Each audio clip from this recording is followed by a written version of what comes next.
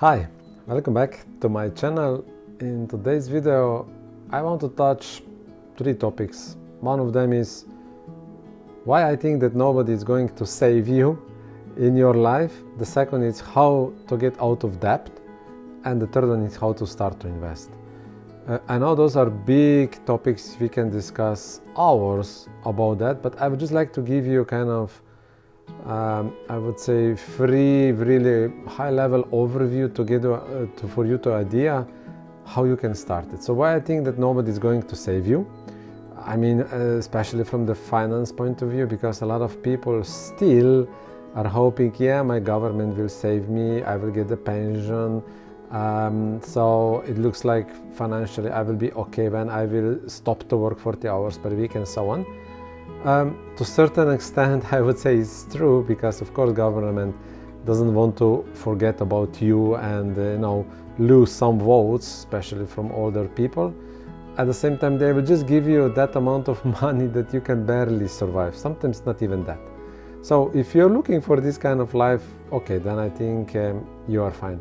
But if you're looking for the life with I would say financial abundance, how to start enjoy your life even on the when you are in pension, and what to do with your finance, then I think you should listen forward. Why I'm again telling you that nobody is going to save, not government, nobody is going to save you, no, never ever, except for yourself. So where to start, how to get out of debt? I think the first step getting out towards financial freedom is definitely get out of debt. So how can you do that? Make all your forces, all your decisions not to buy some things, and rather to kind of kill it, the debt, which means to paying off fully your debt that you have, especially high interest debt, which is really killing you per month. And then when you are paying out of all the debts, or is I don't know, cars, sometimes people are even taking for vacations, so a lot of debts are circling around that people not even aware. When you're like totally free of debt, then I think is the next step to have 3 to 6 months emergency fund. What does it mean? It means that you can survive for 3 to 6 months with your expenses without any problems. It means if you have like $1,000 per month expensive, so you have to have at least for 6 months $6,000 to survive in the case something unpredictable happened. When you have these, then you can start to slowly, I would say, step by step invest. What I'm doing currently is like I'm putting my money into ETF, S&P 500. Yeah, a lot of people will say, hey, but Trump is there, it's crazy what's going on. Yes, it's true. It's quite volatile, the whole S&P, so the whole economy on the Wall Street, I would say, because basically Trump's make the environment which is not stable, and a lot of businesses don't know what will happen tomorrow, and that make very, very vulnerable business and really hard to decide what's the next step. But anyway, I'm looking 3 to 5 years, even 5 to 10 years ahead of me, and so far I have okay-ish result from last year, from last 2 to 3 years when I started. So I will really suggest, so I'm not telling you, I'm just like guiding you to go open the financial or brokerage account and start to buying shares of ETF S&P 500.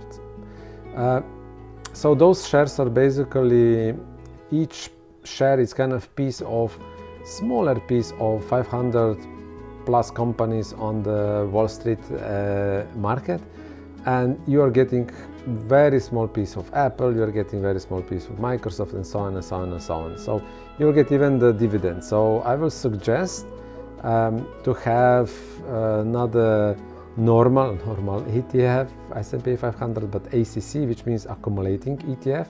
What does it mean? It means that the dividends are automatically reinvested back towards ETF, which is your life makes much easier, because you don't have to deal with the taxation office, and you don't have to report any dividends towards them. So I know how it is, because you know, if you have a couple of dividends, even if you don't take them out, you have to report to tax authorization office in your country, and sometimes it's quite, I would say, painful.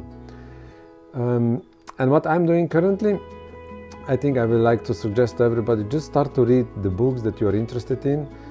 Since I'm really interested about the finance and personal growth, I'm reading a couple of books, but I just have it here in front of me, Think and Grow Rich.